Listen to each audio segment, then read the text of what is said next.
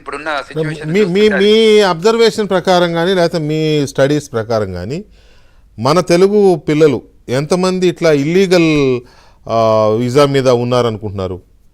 ఒక 40,000 to 50,000 ఉంటారు. My god, మేజరే. ఎస్. సో వాళ్ళకి మీరు ఇచ్చే సలహా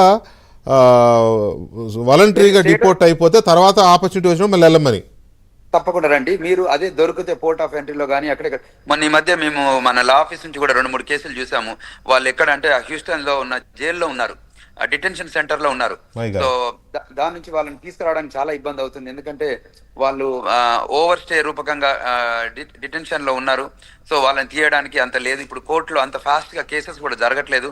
మన ఇది అంతా హాలిడే పీరియడ్ కదా, ఈ హాలిడే టైంలో వాళ్ళకి జడ్జి కూడా ఒక లైన్ బై లైన్ వెళ్తుంటారు. సో అందువల్ల చాలా ఇబ్బందులు అవుతున్నాయి. సో మేమేమంటామంటే మనం స్టేటస్ చెక్ చేసుకోండి, ఒక లా ఫార్మ్ని అప్రోచ్ కాండి. మీకు స్టేటస్ పోతే బయటికి వెళ్ళిపోయి కరెక్షన్ చేసుకోండి. అంతేగాని షార్ట్ కట్లో అటు కెనడాకి వెళ్తే బాగుంటుందో ఇటు మెక్సికోకి వెళ్తే బాగుంటుందో అని చూడడం కంటే మీరు వెళ్ళి ప్రాపర్గా వీసా తీసుకొని వస్తే బాగుంటుంది. Please correct your status. ఆ స్టేటస్ని అలా పెట్టుకొని మనం సాగదీసిన కొద్దీ మనకు బార్ చేయడానికి ఆస్కారం ఉంటుంది. సో అది 6 months వరకు ఉంటే ఒకటి, 1 year వరకు ఉంటే, అంటే వాళ్ళ ఇల్లీగల్ స్టేటస్ ఉంటే 6 years, 5 years నుంచి 10 years వరకు బార్ ఉంటుంది.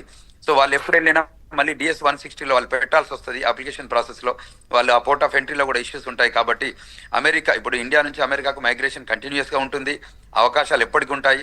తప్పకుండా మనకు ఓపిక ఉండాలి. తప్పకుండా అది ఒక స్వర్గధామం, దాన్ని మనం ఎఫెక్టివ్గా యూటిలైజ్ చేసుకోవాలి. ఇల్లీగల్ మీన్స్ లో కానీ దాన్ని పర్సీవ్ చేయొద్దు ఆ కంట్రీని. తప్పకుండా లీగల్ అప్రోచ్ కావాలి, ప్రాపర్ స్టేటస్ మెయింటైన్ చేయాలి. ప్రతిసారి అడ్వైజర్స్ తీసుకోవాలి, గైడెన్స్ తీసుకోవాలి, కౌన్సిలింగ్ తీసుకోవాలి. ఇవి మర్చిపోయి మనం సొంత నిర్ణయాలు తీసుకొని ఏం కాదులే, ఏం చేయొచ్చులే అనుకోవద్దు. అది law of the land in the world. మరి లీగల్ గా ఉండాలి, తప్పకుండా లీగల్ స్టేటస్ మెయింటైన్ చేయాలి. ఇల్లీగల్ కు అది అవకాశమే లేదు. ఎన్ని రోజులకైనా మీకు H1 రూపకంగా కానీ, 140 రూపకంగా కానీ, 485 రూపకంగా కానీ, గ్రీన్ కార్డ్ రూపకంగా కానీ, సిటిజన్షిప్ కానీ ఒక మంచి ట్రాక్ లో ఉండండి. ఎంప్లాయ్మెంట్ ఆపర్చునిటీస్ ఉన్నాయి. సో తప్పకుండా యూటిలైజ్. అయితే విశ్వ గారు ఇక్కడ మీరు ఇప్పటివరకు చెప్పిన 50-60 వేల మంది ఎవరైతే ఇల్లీగల్ వీసాస్ మీద ఉండి ఉన్నారో వాళ్ళకి జాబులు దొరక, అంటే ఆల్రెడీ చదివేసి ఓపీటీ టైం కూడా అయిపోయి జాబులు దొరకక ఇల్లీగల్ ఇమిగ్రెంట్స్గా ఉన్నారు అక్కడ. కానీ ఇప్పుడున్న సిచ్యువేషన్ ఏంటంటే, ఇప్పుడు ఈ టైంకి మనం మాట్లాడుకుంటున్న టైంకి అమెరికాలో రైజ్ అయిన ఇష్యూ ఏంటి అంటే అసలు ఓపీటీనే ఎత్తేయాలని కదా. ఇప్పుడు ఓపీటీ ఎత్తేస్తే మన పిల్లల పరిస్థితి ఏంటి? వెంకటకృష్ణ గారు, ఇందులో 2 రకాల ఓపీటీ. ఒకటి Trump administration F1 related OPT ఒకటి ఉంటుంది, H4 రిలేటెడ్ ఓపీటీ ఒకటి ఉంటుంది.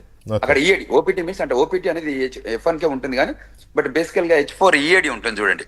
వాళ్ళు వస్తే కానీ H4 ఈఏడి మీద ఫోకస్ చేస్తారు. కానీ F1 ఓపీటీ అనేది అది యాక్చువల్ గా ఎత్తేయడానికి అంత అంటే మా ఉద్దేశంలో ఎత్తేయకపోవచ్చు. ఎందుకంటే మాస్టర్స్ కంప్లీట్ అయినాక ఇది ఆప్షనల్ ప్రాక్టికల్ ట్రైనింగ్ లాగా. ఇది అంటే ట్రైనింగ్ చేసుకోమనేది గవర్నమెంట్ ఇచ్చేదే. సో దాన్ని ఇప్పుడు ఇంతకుముందు అంటే నాన్ స్టెమ్ వాళ్ళకి 12 months, స్టెమ్ వాళ్ళకి 36 months ఇస్తున్నారు. ఒక చర్చ జరుగుతుంది కానీ I don't think that they will remove that OPT for the students. ఇది H4 EAD అనేది కొత్తగా వచ్చింది.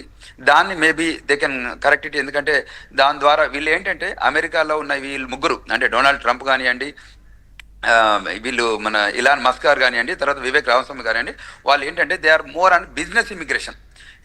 Because they run the businesses కాబట్టి they know the value of the business. So మన వాళ్ళు F1 ద్వారా వచ్చి ఓపీటీ ఉన్న వాళ్ళని తీస్తారని అంటే స్పెక్యులేషన్ అవుతుంది, డిస్కషన్ అవుతుంది. కానీ అది రియాలిటీ కావాలంటే అది మళ్ళీ సెనేట్, కాంగ్రెస్, ప్రెసిడెన్షియల్ ఇది కావాలి. ఎందుకంటే ఎగ్జిక్యూటివ్ ఆర్డర్తో క్లోజ్ చేసి అంత ఈజీగా ఉండదు. సో ఎగ్జిక్యూటివ్ ఆర్డర్ ద్వారా క్లోజ్ చేసే ఐటమ్స్ కొన్ని ఉంటాయి. కానీ సో దీన్ని కొద్దిగా ప్రొసీజరల్గా వెళ్తారు. కాకపోతే దీనికి ఒక వాల్యూ ఉంది, అంటే F1 స్టూడెంట్స్ కి ఓపీటీ ఉండడం అనేది ఒక వాల్యూ ఉంది. కాబట్టి దాన్ని అంత తొందరగా తీసేస్తారని మేము అనుకో. రైట్. చక్రవర్తి గారు, అమెరికా అంటే ఇంతవరకు సరే వెళ్ళిన వాళ్ళు జాబ్స్ దొరక్క ఏదో గ్యాస్ స్టేషన్స్లోనో రెస్టారెంట్స్లోనో పనిచేస్తూ ఇల్లీగల్గా ఉంటారు.